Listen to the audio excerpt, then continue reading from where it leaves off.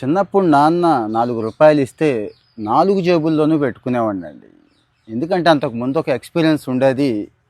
పోతే డబ్బులు ఇంకా వచ్చే అవకాశం లేదు కదా! మొత్తం పోయాయి. కానీ 4 జేబుల్లో పెట్టుకుంటే ఒక జేబులో పోయినా గానీ మిగిలిన 3 జేబుల్లో ఉంటాయనే జాగ్రత్త. ఇది పొదుపుకు కూడా పనిచేస్తుంది. పొదుపు అంటే తెలియనిదేముంది?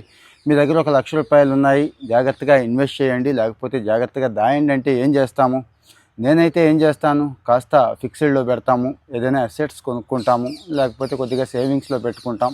అంటే లక్షని కాదు, ఓవరాల్‌గా ఆస్తులు ఏ రూపంలో ఉన్నా కానీ అందరం అదే కదా తెలివితేటలు.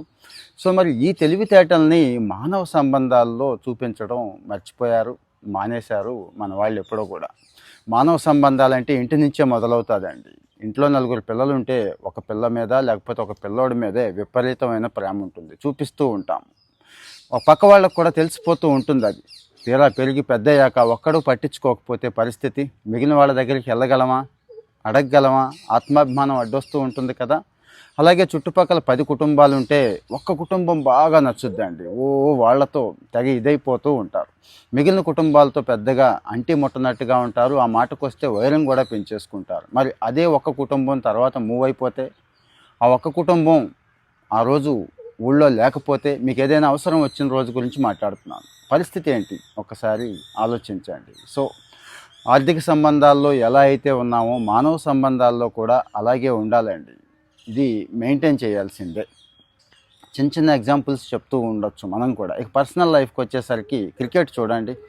మామూలుగా మంచి బౌలరు, మంచి బ్యాట్స్మెన్కి ఎంత ఆదరణ ఉందో ఆల్రౌండర్కి అంతకు మించి ఆదరణ ఉంటుందండి. ఎందుకంటే వాడు 2-3 రకాల పనులు చేసేయగలుగుతాడు.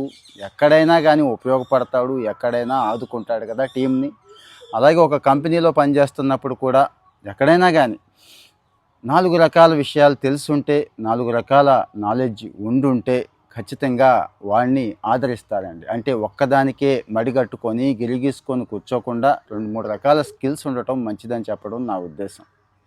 ఇంకో విషయం మనం చాలా మర్చిపోతున్నామండి. వైవిధ్యం, డైవర్సిటీ అంటాం. అది మనకి గిట్టదు. 4 రకాల మతాలుంటేనే మంచి చెడు తెలుస్తూ ఉంటుంది.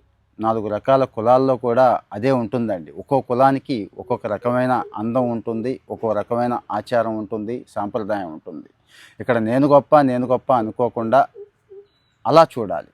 ఇక చుట్టూ ఉన్న ప్రకృతి చూడండి. కేవలం చిలకలే ఉంటే పరిస్థితి ఎంత ఘోరంగా ఉంటుంది. కేవలం కాకులో లేకపోతే 4 రకాల జంతువులే ఉంటే ఎలా ఉంటుంది. ఎన్ని రకాల జంతువులు, ఎన్ని రకాల ప్రాణులు, ఎన్ని రకాల చెట్లు ఉన్నాయి కాబట్టే మనం ఇంత ఆనందంగా ఉండగలుగుతున్నాం. మీరేమో